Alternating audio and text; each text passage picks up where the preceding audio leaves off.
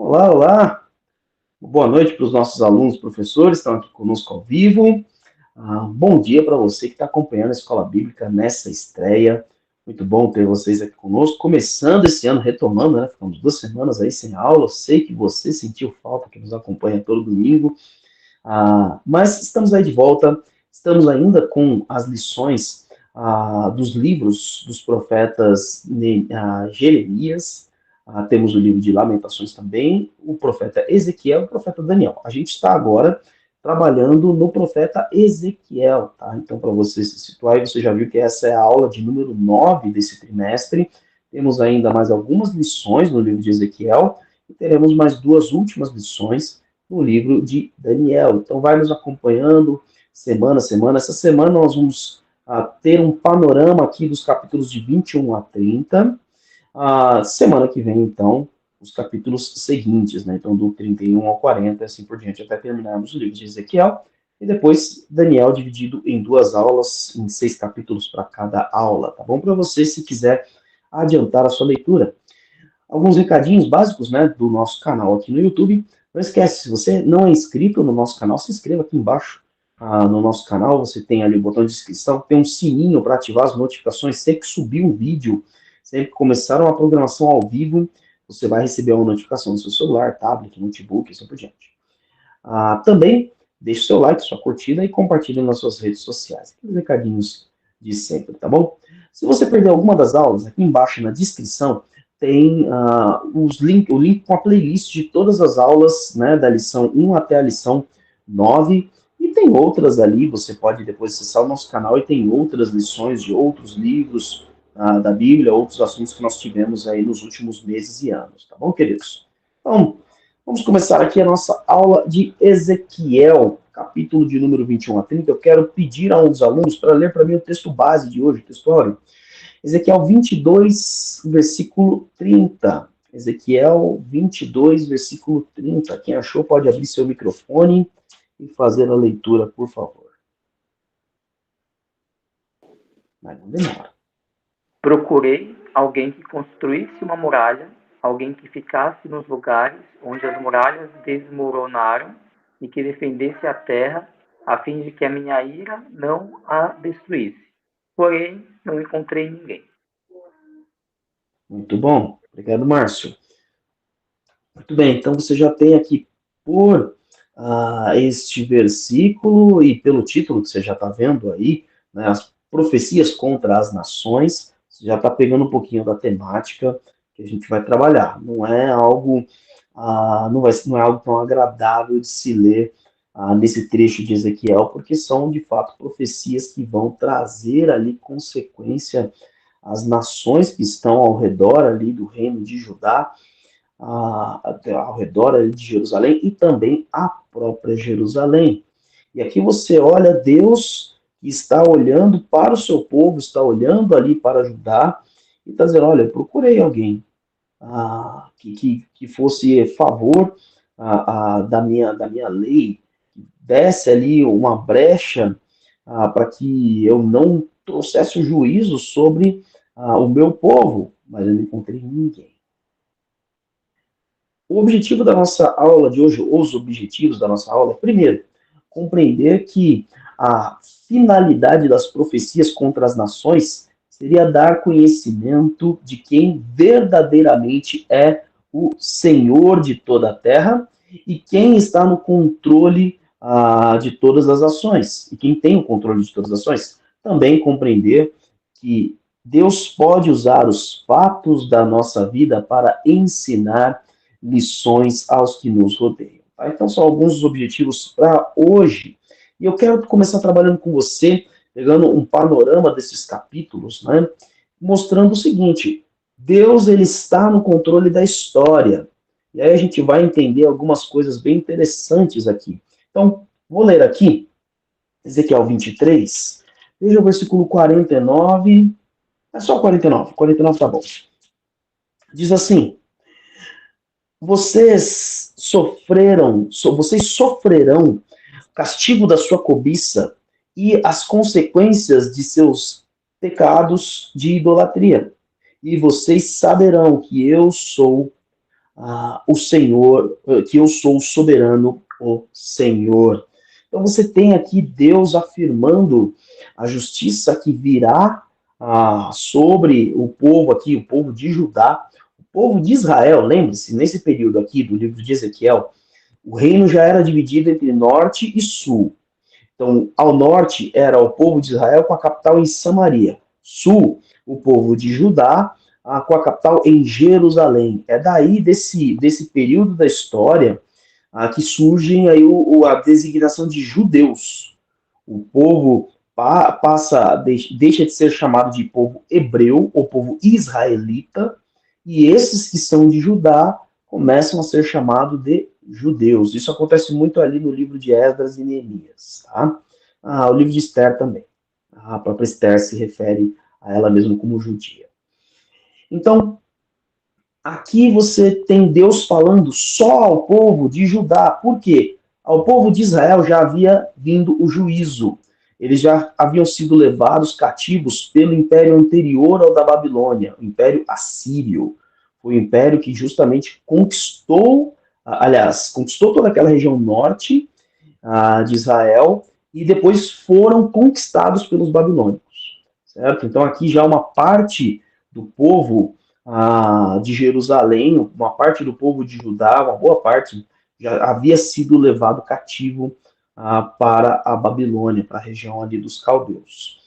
Então, Deus está falando justamente aos judeus ali, dizendo isso: olha, vocês vão sofrer pelas consequências das suas atitudes, para que vocês saibam que eu sou o soberano Senhor.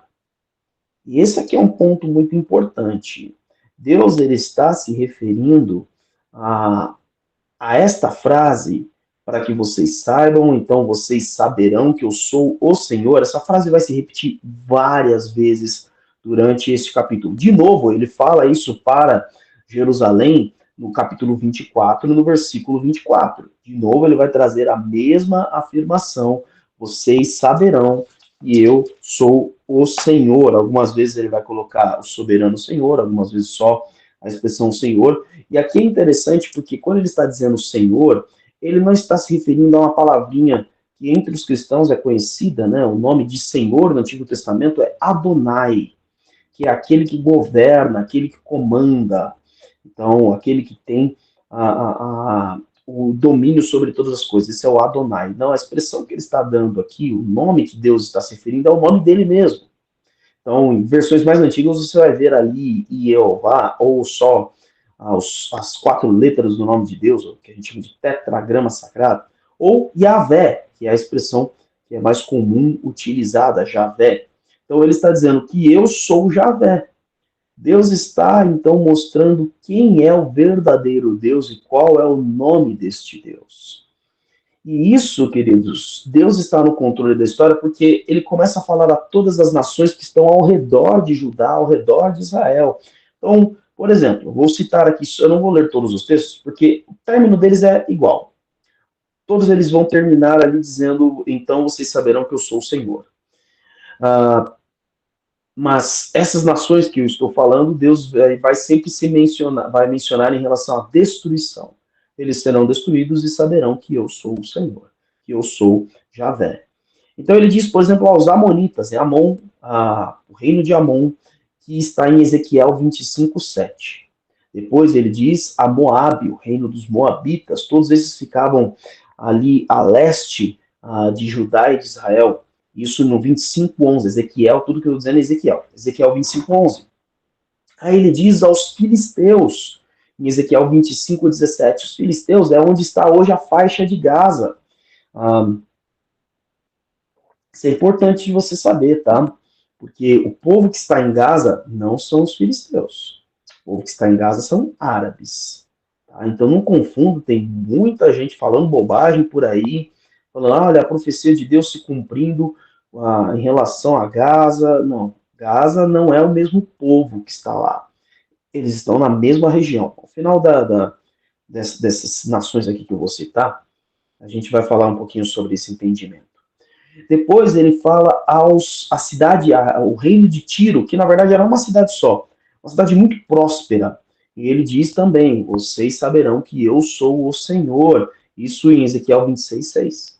Depois ele vai dizer a Sidom, também uma cidade que também vivia como um reino, em Ezequiel 28:22. E por último, uma nação muito conhecida, conhecida até hoje, que é o Egito, em Ezequiel 29:21. A todas essas nações, inclusive ao povo de Judá, Deus declara: eu vou fazer isso, isso vai acontecer e vocês saberão que eu sou o Senhor, que eu sou Deus. Sabe o que é impressionante? Deus ele está no controle da história. Mas ele está no controle da história de uma maneira completa e total. É nos seus mínimos detalhes. Não é, Deus controla grandes momentos da história, então ele fez algo que mudou o curso, aí ele não mexe mais, e aí vem um outro momento que ele vai lá e muda o curso da história. Não, não. Deus está controlando cada aspecto do tempo, da história. Deus está dirigindo a sua criação. Ele não deixou de governar a criação por conta do pecado. Ele continua governando. Todas as coisas acontecem segundo a vontade dele. E esses textos ficam registrados para nós, para a gente saber que Deus de fato está no controle da história. Todas essas nações que eu citei aqui, os povos dessas nações não existem mais. Os amonitas, moabitas, filisteus, os de Tiro, os de Sidom e até os egípcios. Ué, mas peraí, não, os egípcios, o Egito está lá ainda. Estou falando de povos. Estes todos eram povos diferentes, de etnias diferentes. Um que eu não citei aqui é também o povo babilônico. O povo babilônico eram os caldeus. Sabe o que aconteceu ao longo da história? A Síria já veio e já dizimou uma parte desses povos. Depois veio a Babilônia e dizimou a outra grande parte. Mas aí vem o Império Persa. O Império Persa vai e domina a Babilônia, e ele tem uma extensão muito maior. Ele pega ali toda aquela região do que hoje você conhece como Irã. Os persas ainda existem, eles ocupam, os iranianos são persas, parte do povo afegão, turcomenistão, paquistaneses, uma parte desses outros países também tem persas ali, então é um povo que ainda existe. Não confunda povo com nação, são coisas diferentes. Tá? Então, estes povos começam a ser aniquilados. Aí vem o Império Romano, domina sobre aquela região. E por último, o que de fato põe um fim na existência de todos os povos, se é que ainda algumas dessas etnias ainda existiam? O domínio dos árabes. Os árabes eles ficavam apenas ali no que hoje você conhece como Arábia Saudita, naquela região do deserto. Eles começam a subir ali, eles também terminam com outro povo que é citado aqui, que é Edom, são os filhos de Esaú, irmão de Jacó. Deixam de existir, os moabitas deixam de existir, tanto que toda essa região que a gente falou até agora, pessoal, é o Oriente Médio. O Oriente Médio hoje ele é dominado por principalmente 4 etnias: judeus, árabes, turcos e uma parte ali persas, que são povos ali que vieram dominando a região depois ali. Mas todos esses reinos, Moabe, Amon, Filistia, Tiro, Sidom, Edom, Egito, todos estes povos não existem mais. Até o próprio Egito hoje, quem domina sobre o Egito são os árabes. Então, tudo que Deus disse que iria acontecer, aconteceu de fato. Deus ele está no controle da história, e pelo fato de Deus estar no controle da história, você tem que saber que ele é Deus. E que só existe um Deus, um único Deus. Por que isso é tão importante? Porque você tem que ter ciência que você não está no controle da história. Você não está no controle das coisas. A gente tem uma falsa ilusão de controle. A gente acha que controla as coisas.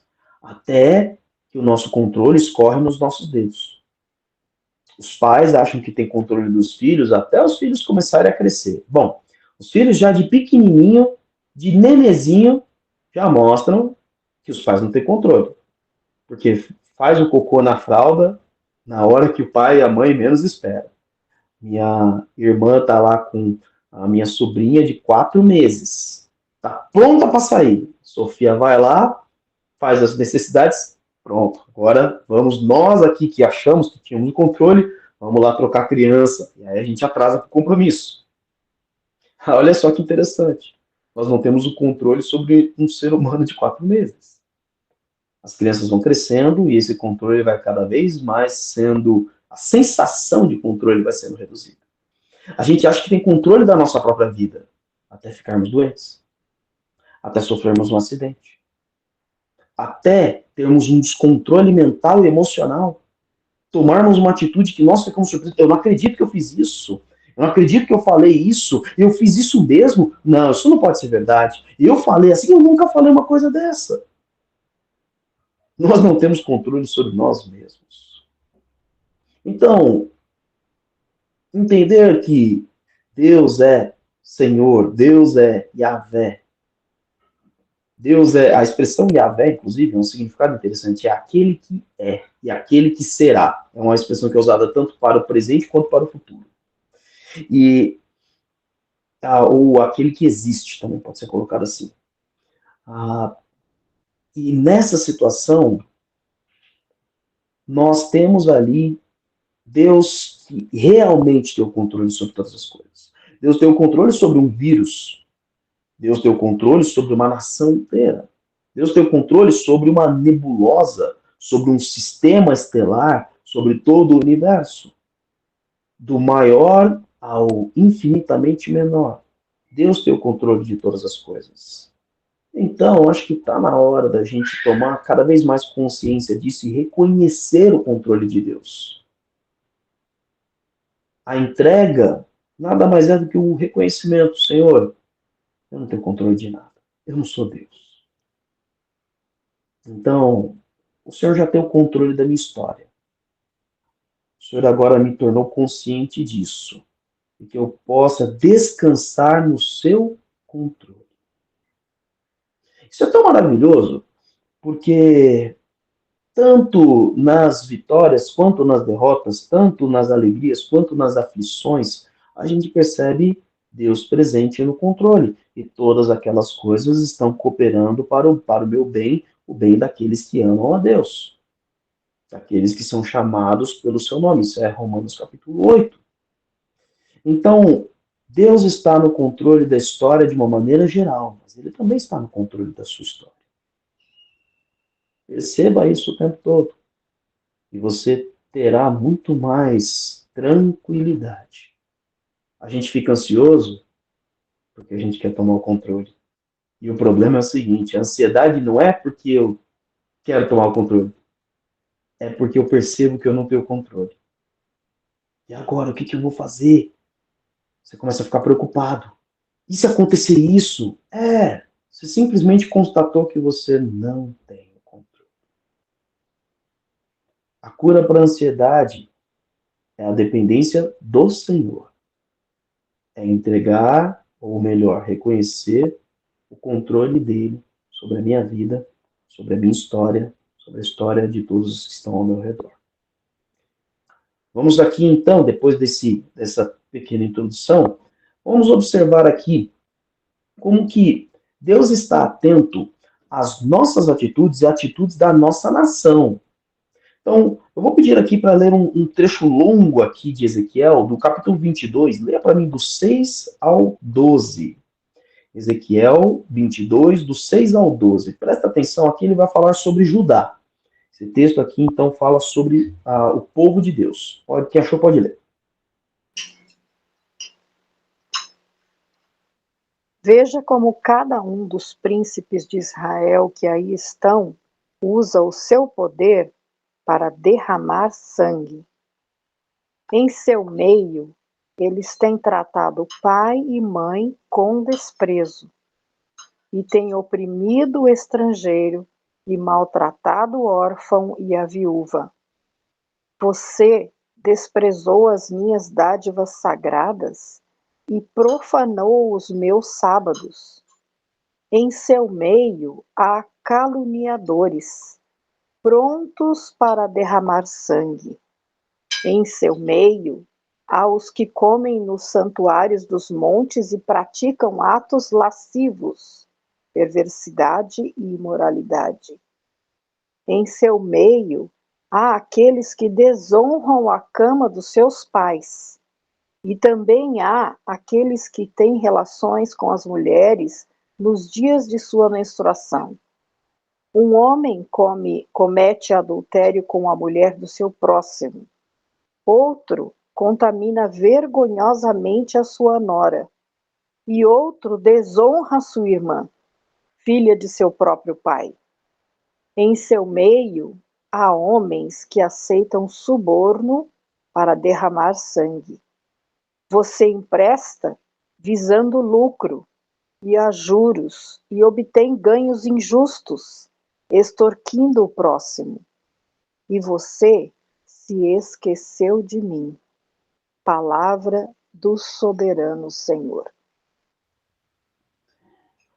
Aqui então você vê de fato uma conversa do povo de Israel, do povo de Deus com o seu povo, com os seus filhos. Aqui ele não está falando com as nações que estão ao redor. É gente que conhece a Deus, é gente que recebeu a lei de Deus, é gente que recebeu o padrão de Deus. E aí Deus então vai observando as atitudes. E aí vamos dar aqui uma explanada nelas. O versículo 6. Você usa o seu poder para derramar sangue. Quantas vezes a gente não vê pessoas que usam do seu poder para cometer injustiças? Aí você deve pensar, é verdade, né, pastor? Esses políticos, por exemplo, os policiais corruptos, todos, gente, todo mundo tem poder. Alguns têm muito poder. O presidente do nosso país tem muito poder. Os juízes do Supremo Tribunal Federal têm muito poder. Os delegados têm muito poder. Alguns têm pouco poder. Então, por exemplo, eu tenho o poder sobre uma igreja, da qual eu presido. É um poder compartilhado ali, porque é democrático, mas há um certo poder. Eu tenho poder sobre 2 crianças. Eu tenho poder sobre as minhas filhas. E você também tem ali poder na empresa onde você trabalha. Poder sobre aquela função que você tem. Quantas vezes a gente não vê pessoas usando do pouco poder que tem para fazer o mal a outras pessoas? Para levar outras pessoas, por exemplo, a gente faz isso com crianças, usa do poder que nós temos com as crianças para fazer o que a gente deseja e não o que é de fato bom para a criança. Isso quando a gente não leva ela de fato a pensar coisas erradas, fazer coisas erradas, falar coisas erradas. Todo mundo tem poder. Aqui eles usavam já o poder de uma maneira extremamente cruel. Usavam o poder para derramar sangue. Para, de fato, trazer aí a morte a quem eles desejassem. Mas aqui ainda tem, olha, versículo 7. Tem tratado o pai e a mãe com desprezo. Por isso que um dos mandamentos é honra teu pai e tua mãe. O contrário disso é despreza o pai e a mãe. Eu estava assistindo hoje um curto vídeo de uma norte-coreana falando a um grupo de americanos. Essa norte-coreana, bom, os norte-coreanos eles não podem sair do país deles, eles têm que fugir. E esta conseguiu. E ela estava lá nos Estados Unidos já há alguns anos e falando, olha, deixa eu contar uma coisa para você. Quando eu era criança, o meu professor chegou assim e falou, olha, esse aqui que você está vendo é nosso amado líder. Este líder, ele também é seu pai. Na verdade, ele é mais seu pai do que seu pai biológico. Então, se o seu pai biológico falar alguma coisa de errado contra o seu líder, você vem e me conta. E isso acontece com as crianças desde pequeno, ao ponto de que se os pais reclamam de alguma forma do líder da Coreia do Norte, eles são denunciados pelos próprios filhos. E ali, então, ela estava fazendo a seguinte crítica à sociedade ali. Nas escolas de vocês, ela falando às pessoas lá, nas escolas de vocês, os professores estão deslegitimando os pais dizendo, olha, se os seus pais estão falando algo contra aquilo que você quer, contra aquilo que você sente, pode vir e conversar comigo. E aí ela dá uma advertência. É exatamente assim que começa. Então, o desrespeito aos pais de fato, traz a destruição à nação.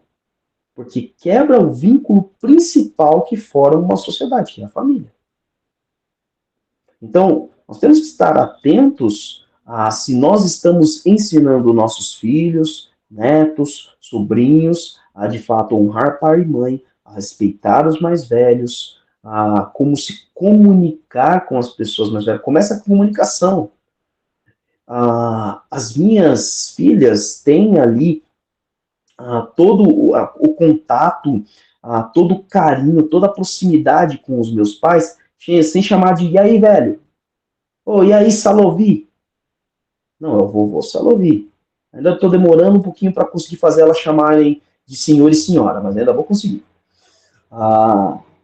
Não precisa disso para você ter intimidade, carinho, companheirismo. Ainda se há o respeito, ainda se há a honra. Então, esse é um dos aspectos que ele chama a atenção. E ele diz, olha, vocês têm oprimido o estrangeiro, maltratado o órfão e a viúva. Pegando aqui um texto que resume, um versículo que resume esse trecho é o versículo 29. Então, olha, o Ezequiel 22, 29 diz, o povo da terra pratica extorsão e comete roubos, oprime os pobres e os necessitados, maltrata os estrangeiros, negando-lhes a justiça.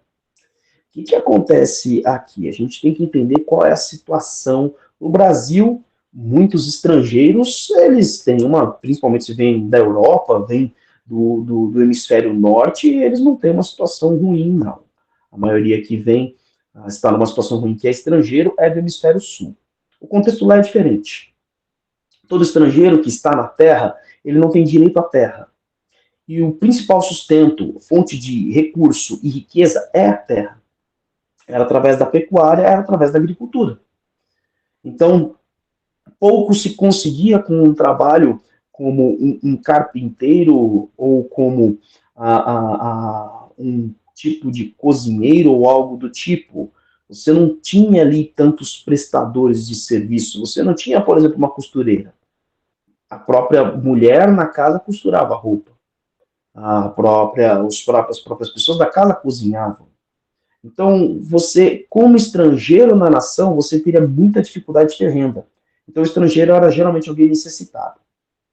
Outros necessitados eram órfãos e viúvas, porque eles também perdiam o direito à terra, principalmente se a viúva não tivesse filhos do sexo masculino, porque a propriedade era garantida no nome do homem. Então, havia a função de cuidar destes que eram necessitados. Esses, geralmente, que eram chamados pobres. Outros também, se não fossem de uma família que tivesse recurso, eram pessoas com deficiência. Então, todos estes ali eram os pobres, eram os necessitados. E uma das leis, algumas das várias leis do Antigo Testamento era o cuidado. Por exemplo, você tinha uma plantação. A ordem do Senhor era, você passa só uma única vez para fazer a colheita. Por quê? A segunda vez, você aproveitaria, pegaria aquilo que cai do chão. Mas Deus dava a ordem. O que cai do chão fica para os necessitados. Então aí você conhece, por exemplo, o livro de Ruth. Está lá Noemi, é orientada a colher ali, orienta sua nora, Ruth, a colher no campo, e ali então ela vai passando pelo campo e ela pode ir colhendo das espigas ali que eram caídas, que estavam caindo no chão. Isso era um mandamento. A nação cuidava de si. Então, a gente tem que ter em mente que é responsabilidade nossa cuidar da nossa nação. E aí depois ele vai dizer, você desprezou minhas dádivas, profanou os meus sábados. Aí ele está falando, se você pega outras versões, as dádivas sagradas, ele fala dos lugares sagrados.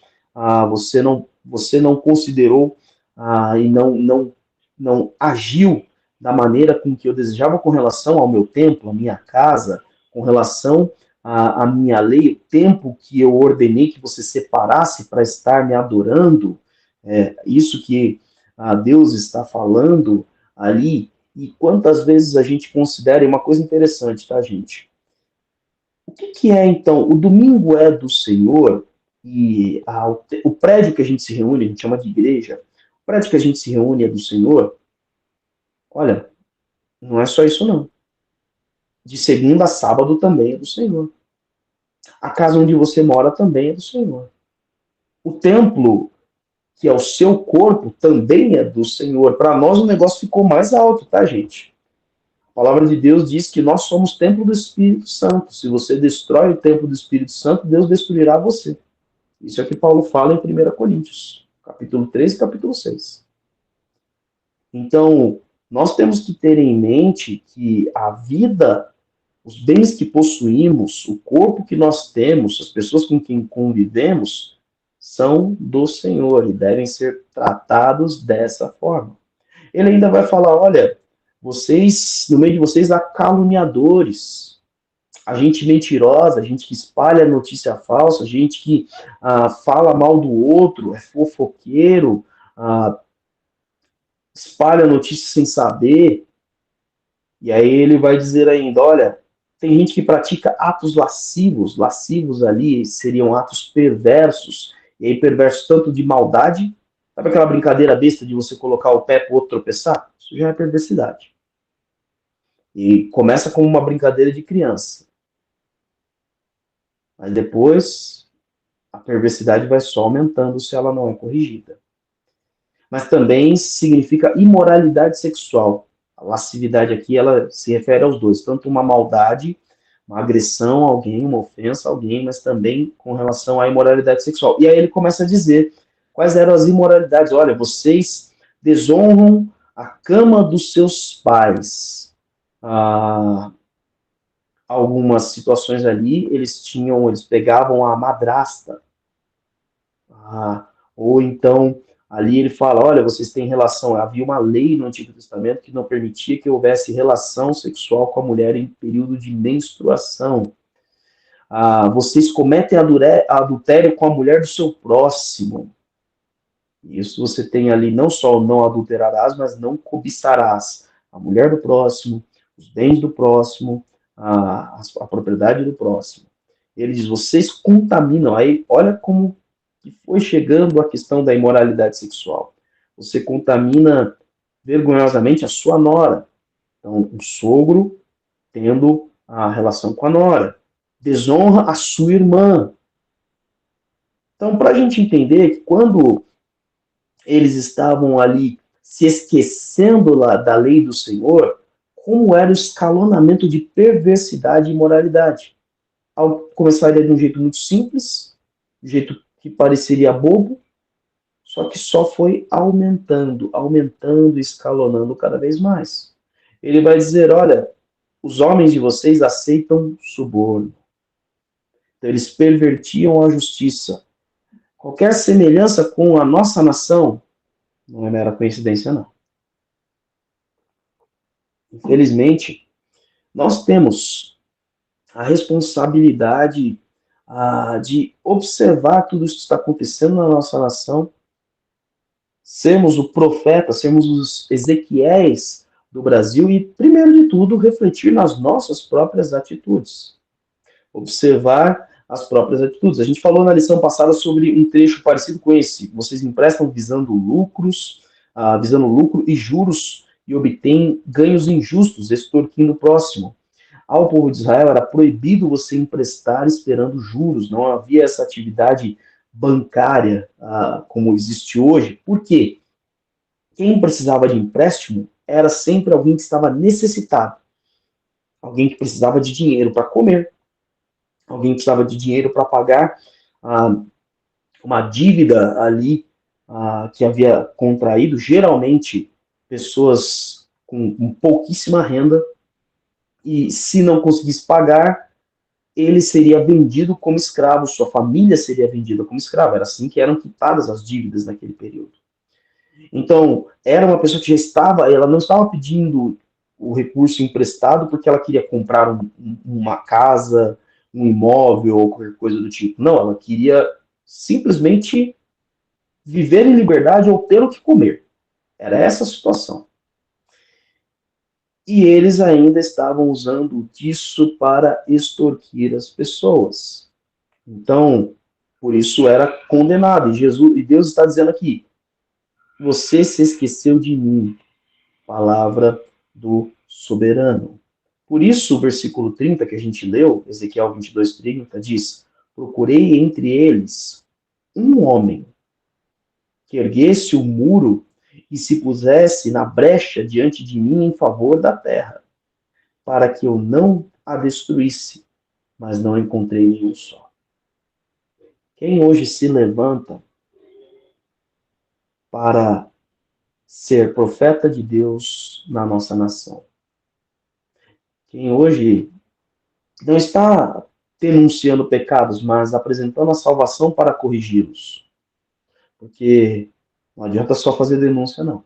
A denúncia simplesmente mostra o problema que nós já temos, que é nascemos em pecado. O que de fato corrige é a justiça do Senhor, e a justiça do Senhor vem através de Jesus Cristo, vem através do Evangelho. Então, quando nós somos chamados ali a sermos o profeta da nação, é para pregarmos que você está vivendo em inimizade com Deus. Você está vivendo fora dos caminhos do Senhor. Isso vai destruir a sua nação, isso vai destruir você, isso vai destruir a sua família, o seu destino é o inferno. Então, você foi chamado a conhecer, a aceitar, a fazer parte da justiça de Deus em Cristo Jesus. Aquele que, de fato, coloca você de volta nos caminhos do Senhor. E isso, para nós, é uma ação de muita graça, diferente de Ezequiel. Ezequiel, ele estava dizendo que a correção de Deus viria sobre o povo de Israel, o povo de Judá. E que um dia viria o Salvador. Para nós, o Salvador já veio. Para nós, a esperança está diante de nós. Este recado ele não fica apenas para o Brasil, mas ele também fica principalmente para o povo de Deus. Porque aqui, Ezequiel está falando com o povo de Deus, está falando com a gente. Para nós estarmos atentos se as nossas ações não estão pervertendo a nossa nação. Se ao invés de aproximarmos pessoas de Cristo, nós estamos afastando. Com cada uma das nossas palavras no trânsito, as nossas digitações, as nossas palavras pelas redes sociais, as mensagens que a gente compartilha, os comentários que a gente faz no trabalho, a conversa que a gente tem dentro de casa ou com os vizinhos, tudo isso está mais aproximando pessoas de Cristo ou está afastando? Tudo isso está fazendo mais as pessoas conhecerem o Senhor da história ou simplesmente dizendo você deveria controlar melhor a sua vida? Então, Ezequiel, ele tem essa missão e no Novo Testamento nós recebemos essa missão. Aqui ainda falando sobre a questão do pecado, nós vamos tratar agora aqui sobre uma forte oposição que Deus tem a um pecado, que é o orgulho. Então leia para mim, Ezequiel 28, leia para mim do versículo 2 até o versículo 5. Ezequiel 28, do 2 ao 5. Quem achou pode ler. Lê para mim também o 17, tá? Então lê do 2 ao 5 e depois pode pular direto para o 17. Pode ler. Homem mortal, diga ao rei da cidade de Tiro que eu, o Senhor Deus, digo isto a ele. Cheio de orgulho, você diz que é um Deus, e diz que, como Deus, você está sentado num trono, cercado pelos mares. Você quer ser um Deus, porém é mortal e não divino. Você pensa que é mais sábio do que Daniel. Pensa que ninguém pode esconder de você nenhum segredo. A sua sabedoria e a sua inteligência o enriquecem com tesouros de ouro e prata. Você fez bons negócios e continuou aumentando os lucros. E como você tem orgulho da sua riqueza? E o 17. Você ficou orgulhoso por causa da sua beleza e a sua fama o fez perder o juízo. Então eu o joguei no chão a fim de servir de aviso para outros reis. O orgulho, ele não é um dos piores pecados, porque todo pecado é a pior das coisas, porque todo pecado leva a mesma consequência, a morte. E a morte, inferno. Então todo pecado é ruim. Mas nesta vida o orgulho ele traz consequências, ele vai sendo na verdade a raiz de vários outros pecados. Então, por exemplo, alguém que é orgulhoso para defender o seu orgulho se torna agressivo, se torna ofensivo, porque foi ferido no seu orgulho. Alguém por ser orgulhoso não reconhece que ele é fraco, que ele tem defeitos, que ele tem problemas, ao ponto de não reconhecer que existe de fato um único Deus. O orgulho nos faz enxergarmos como os nossos próprios deuses. Eu consigo fazer, eu sei o que eu estou fazendo, eu já fiz isso várias vezes, não há problema, eu vou acertar. Ou seja, eu tenho total domínio sobre a situação. Está voltando um pouquinho ao começo da lição. O texto aqui fala sobre a cidade de Tiro, e isso no capítulo 27, e o capítulo 28 sobre o rei da cidade de Tiro, do reino de Tiro. E ele está orgulhoso, ele se acha um Deus, porque de fato a cidade de Tiro era uma cidade muito próspera. Havia muito comércio.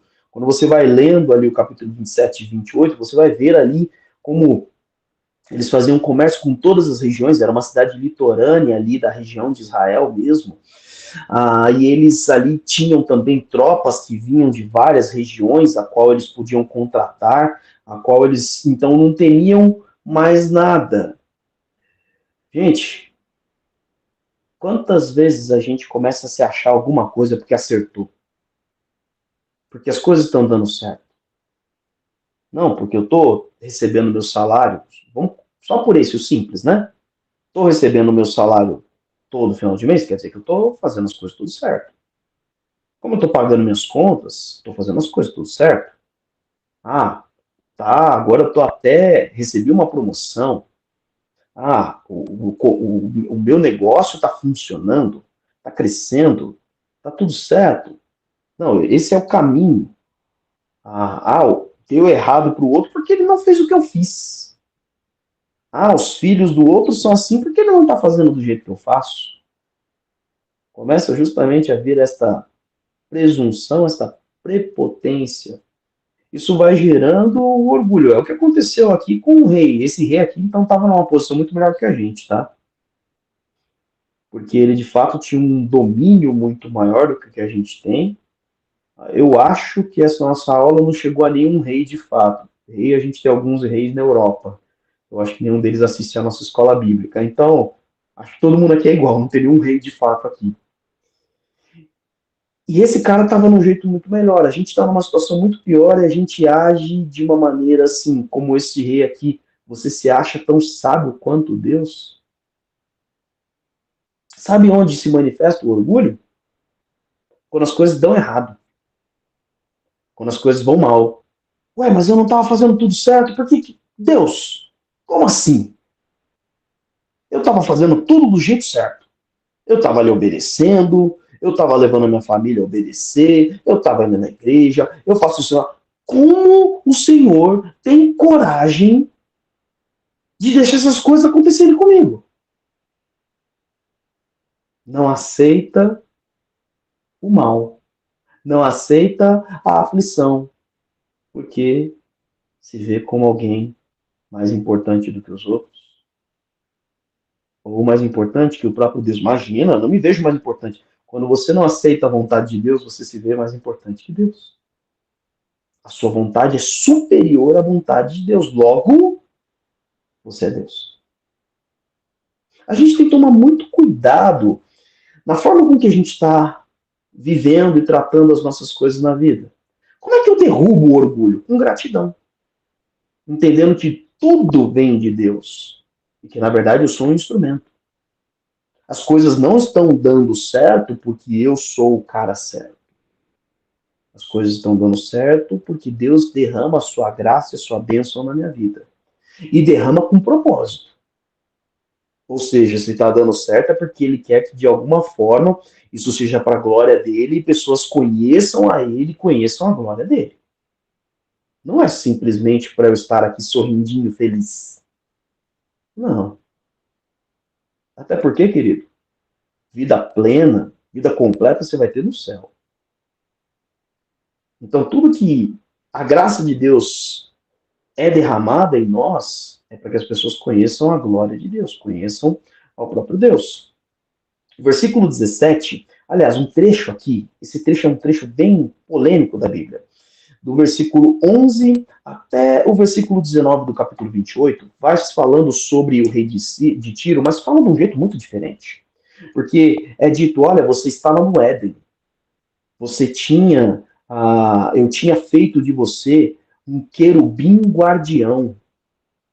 Então, muitos analisam esse texto e dizem, olha, ele não está falando diretamente do rei de Tiro, ele está falando sobre Satanás. E esse trecho narra a queda de Satanás. Então, se você já ouviu falar alguma coisa sobre isso, é exatamente esse capítulo, são exatamente estes versículos. Por isso a gente pegou o versículo 17. O versículo 17 diz, o seu coração se tornou orgulhoso por causa da sua beleza, e você corrompeu a sua sabedoria por causa do seu esplendor. Sabedoria é a capacidade de ser assertivo. É você saber fazer boas escolhas, escolhas certas. Quando você se acha demais, é aí que você cai.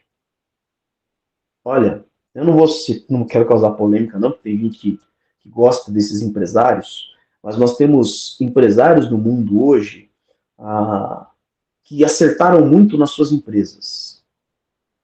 Compraram outras empresas de segmentos diferentes e estão fazendo o que bem entendem. E as empresas ali, as ações daquela empresa estão despencando. Porque eu acertei tudo. Tudo aqui deu certo, então agora eu vou pegar essa outra empresa, eu vou pegar essa outra situação da minha vida, esse outro negócio, e vai dar certo também. Eu acertei até agora. Então, confiar na sua glória, no seu acerto, na sua beleza, no seu esplendor, como diz o texto aqui, corrompe a sua capacidade de ser assertivo, corrompe a sua sabedoria, corrompe o direcionar de Deus na tua vida.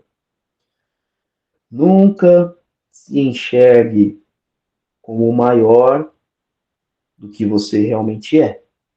E eu vou te dizer, a gente não é muito grande, não. Quem sabe, somos maiores que as formigas.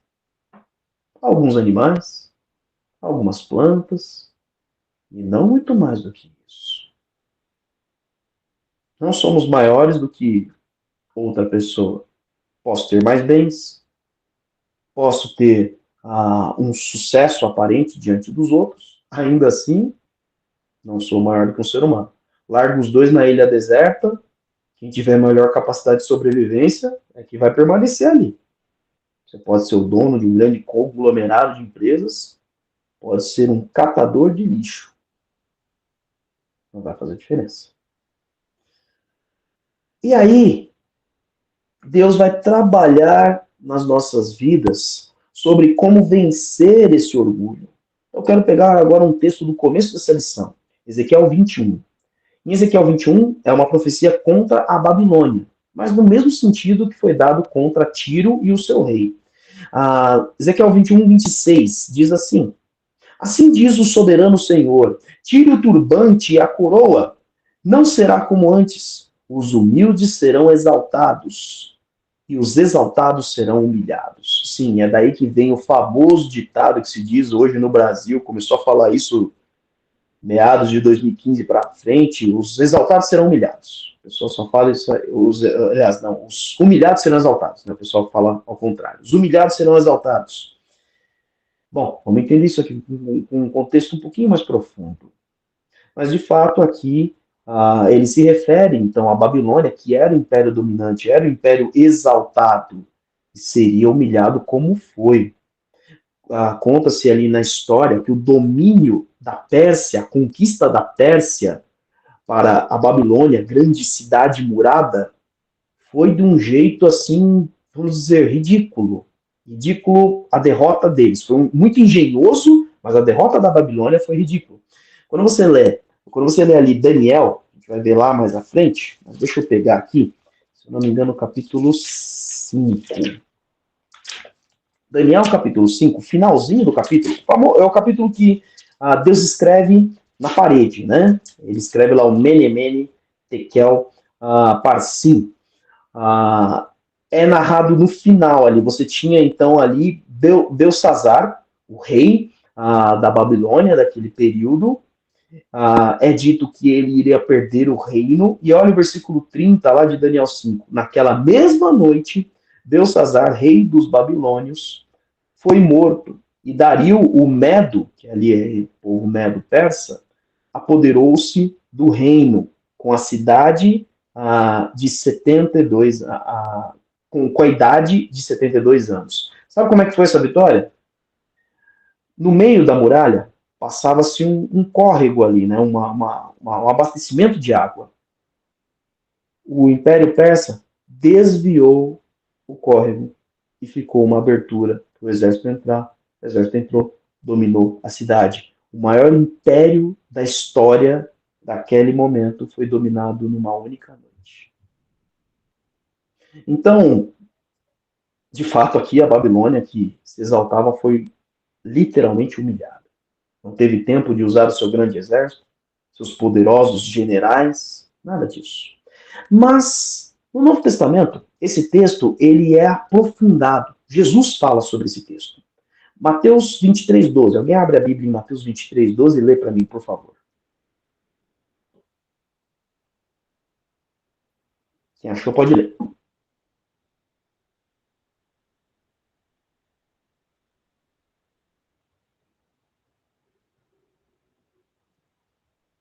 Vocês estão muito devagar hoje.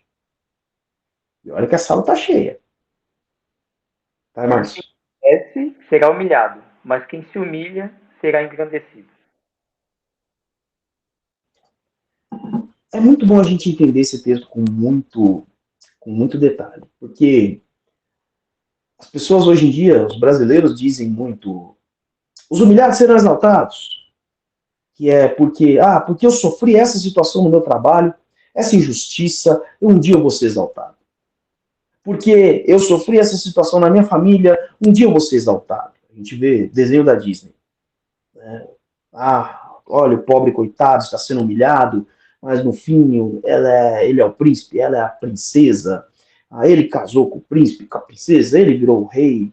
A gente vê muito isso nos filmes em Hollywood também. Eu gosto muito de desenhos e filmes japoneses, ali, principalmente ali os desenhos, e tem muito também essa temática. Alguém que era humilhado se torna o grande popular na escola, no reino e assim por diante. Não é isso que o texto bíblico está falando. Jesus, ele aprofunda o que foi falado pelo profeta Ezequiel, dizendo: aquele que a si mesmo se exaltar será humilhado. Todo aquele que a si mesmo se humilhar será exaltado. Não é aquele que é humilhado pelos outros. É aquele que se humilha. O que é se humilhar? Se rebaixar. Reconhecer que ele é menor do que ele realmente pensa que é.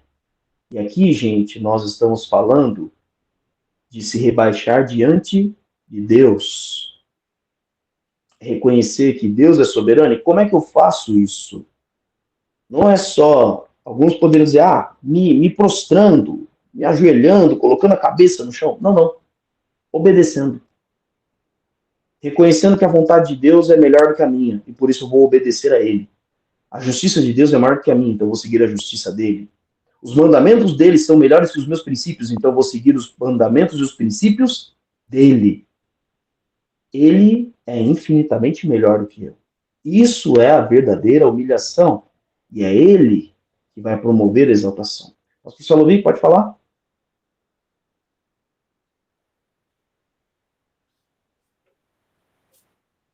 Um dos aspectos sobre se humilhar e exaltar, Jesus dá a última lição, que é exatamente ele pegar a toalha, pegar a bacia e ir lavar os pés. E aí Jesus vai dizer o seguinte: se eu, sendo o Senhor, fiz, também vocês farão. Nós temos que entender que fomos chamados para servir. E quem serve não significa que é menor. Quem serve tem a capacidade superior de agradar o Senhor dele servindo aquele que tem necessidade. E isso pode ser uma pessoa até de maior importância ou de menor importância. Não tem esse critério. Ele está lá para servir. E esta característica de servir é que faz toda a diferença. A pessoa que está pronta para servir, ele não está olhando ao redor.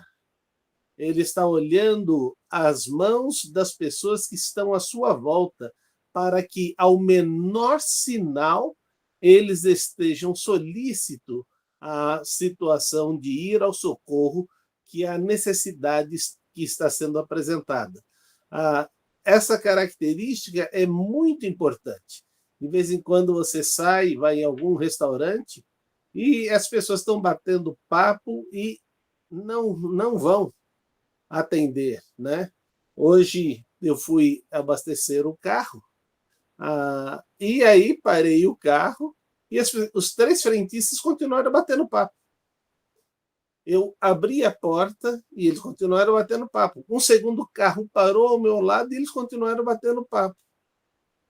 Parou uma moto quase que passando por cima deles, que eles estavam numa rodinha. Aí eles se tocaram que eles estavam lá, que eram um frentista, e viram 3 carros que eles falaram, ninguém parou aqui para atender. Não, eu estava totalmente desatento à minha função de servir e estava simplesmente ali fazendo algo que não deu. Né? E foi interessante que eu havia passado pelo posto, tinha visto o preço, depois fui no posto da frente, que eu sabia que era menor preço, a aditivada estava a maior preço. No caminho, fui observando vários postos, e a Emil se perguntou na volta: o que você está fazendo? Eu estou procurando um combustível aditivado para completar o tanque e fazer a viagem de amanhã. E aí nós acabamos encontrando num posto o menor preço da região de gasolina aditivada. E ali, então, nós colocamos, fui tremendamente bem atendido. As pessoas estavam quase que disputando para atender, os frentes estavam atenciosos, e a gente se sente bem num lugar assim. Né? E eu acho que é importante você entender que você está numa função. E esta função é agradar ao seu Senhor. E para agradar o seu Senhor, você é servo. Eu não vejo muito essa postura de servo.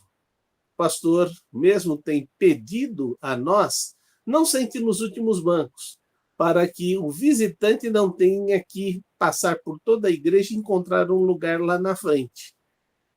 Mas a gente não. Eu estou bem nesse local aqui. Se chegar alguém, eu saio. Até você sair, o visitante se sente constrangido. Eu cheguei lá no meio do culto, tirei uma pessoa do seu lugar para eu sentar. Você acha que ela vai querer voltar? Ela não vai querer voltar. Mas a gente não entende que a gente tem que estar propício. O pastor Cristiano lembra que logo que eu cheguei na Jerusalém, eu disse para todos os homens: de agora em diante vocês assistem os cultos em pé. Pode ter lugar no banco, mas vocês assistem em pé, porque Deus vai trazer as pessoas. No primeiro domingo teve espaço. No terceiro domingo já não tinha mais espaço nenhum e os homens todos estavam em pé. Interessante que quase que 1 ano e 6 meses depois, nós inauguramos um templo para 600 pessoas. E ao inaugurar esse espaço para 600 pessoas, na inauguração nós tínhamos 1.200.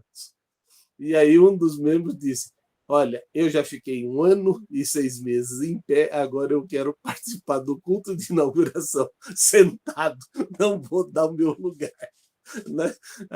Então, para você ver como se nós queremos que a nossa igreja cresça, a gente tem que ter uma visão antecipada e não reagir depois.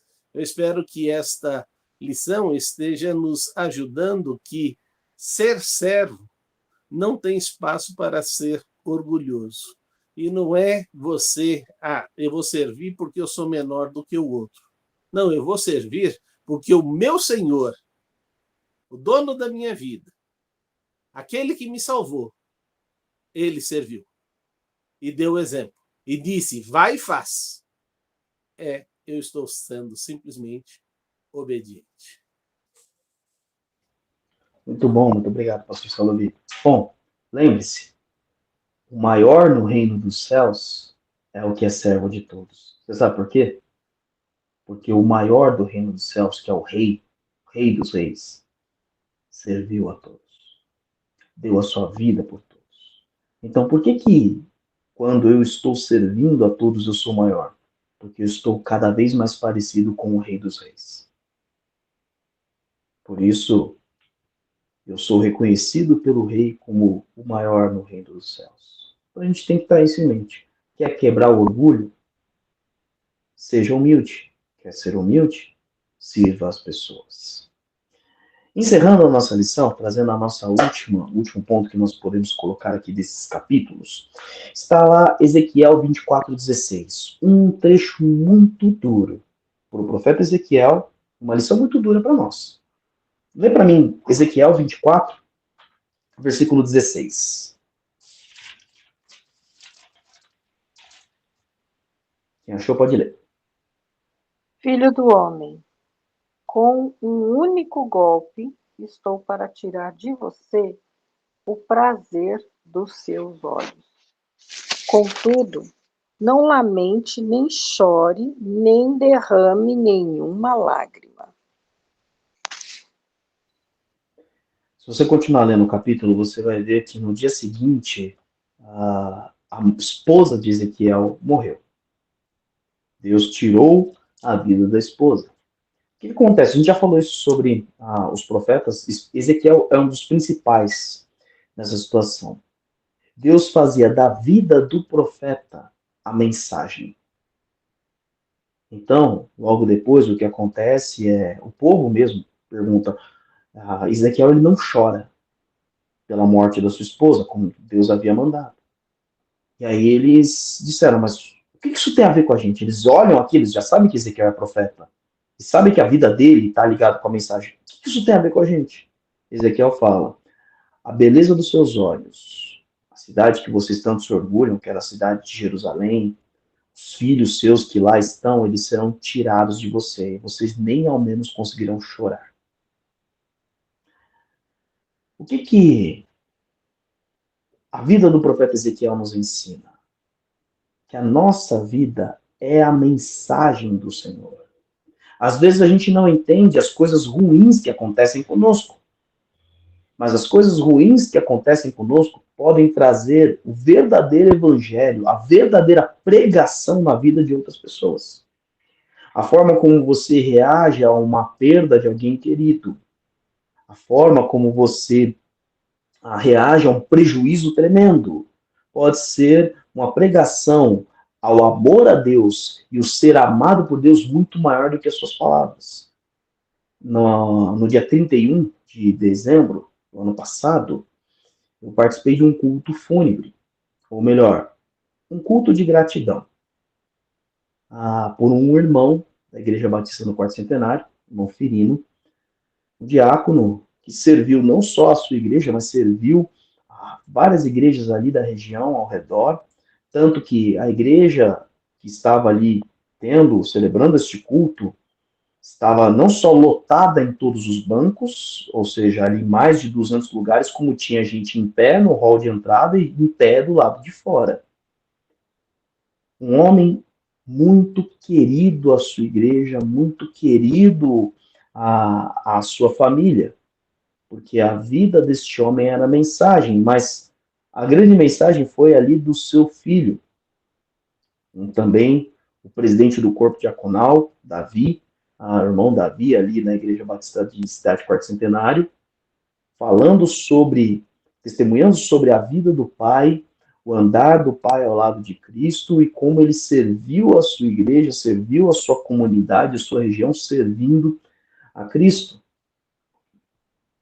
A mensagem era: olha como estou reagindo diante da perda do meu pai, aonde muitos veem o desespero. Sim, eu choro, eu estou triste porque meu pai não está comigo por um determinado tempo, mas a minha esperança não morreu.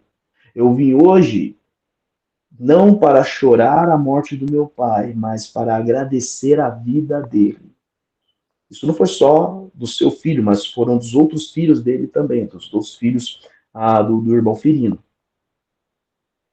Porque um cristão, um profeta do Senhor, ele de fato tem sua vida como mensagem, e até as situações ruins. Por exemplo, o livro de Jó.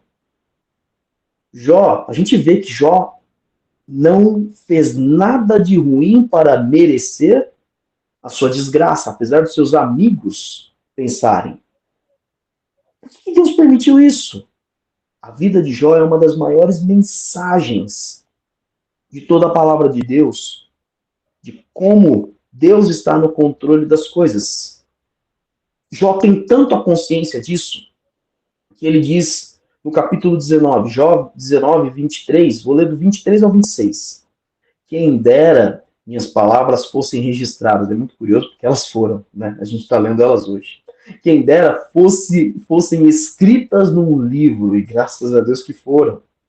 Fossem talhadas a ferro no chumbo e gravadas para sempre na rocha. Olha o que é a palavra que ele vai dizer agora. Eu sei que o meu Redentor vive e que no fim se levantará sobre a terra. E depois que o meu corpo estiver destruído e sem carne, verei a Deus. Este homem que passou por todas as desgraças, ele perde os seus filhos, ele perde os seus bens, ele perde a sua terra, ele perde a sua saúde, ele perde absolutamente tudo. É um dos primeiros homens da história a declarar que um Redentor virá. A convicção de fé dele é tão grande que não é o Redentor virá. O Redentor está aqui, o Redentor é vivo. Eu ainda o verei. Se este homem não passa por essas situações, jamais a gente entenderia que a gente deve receber de Deus o bem e o mal. E que ainda assim Deus é bendito. Deus continua sendo bom. E Ele ainda é nosso Redentor. Ainda nessa mesma lógica, em João, capítulo 9, é nos contada a história de um cego de nascença. No versículo 2 e no versículo 3, há o seguinte diálogo entre os discípulos e Jesus. Seus discípulos lhe perguntaram: Mestre, quem pecou, este homem ou seus pais, para que ele nascesse cego? Disse Jesus: nem ele nem seus pais pecaram, mas isto aconteceu para que a obra de Deus se manifestasse na vida dele. Você sabe qual é a composição desse texto do Evangelho de João? Sabe o que vem antes? Jesus fala no capítulo 8: eu sou a luz do mundo. E Deus permite que um menino nasça cego, para que ele conheça a luz do mundo. pregue a luz do mundo.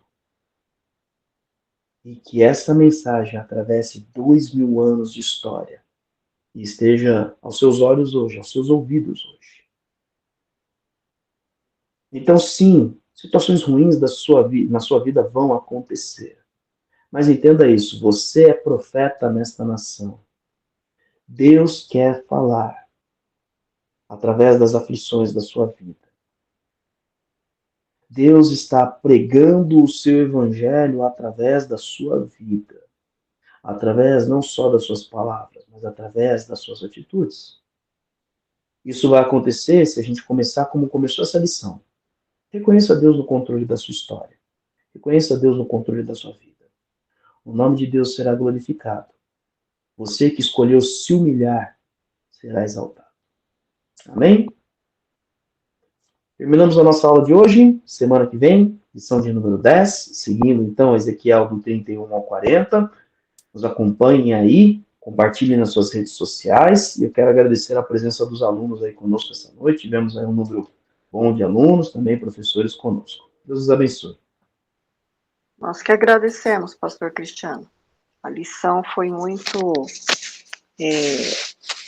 complicada, de um lado, porém, nós temos agora em nossas mãos todas as certezas que Deus nos dá quando nós deixamos de ser orgulhosos. Amém. Amém. Até mais, queridos. Deus abençoe. Boa noite, fique com Deus. Obrigada.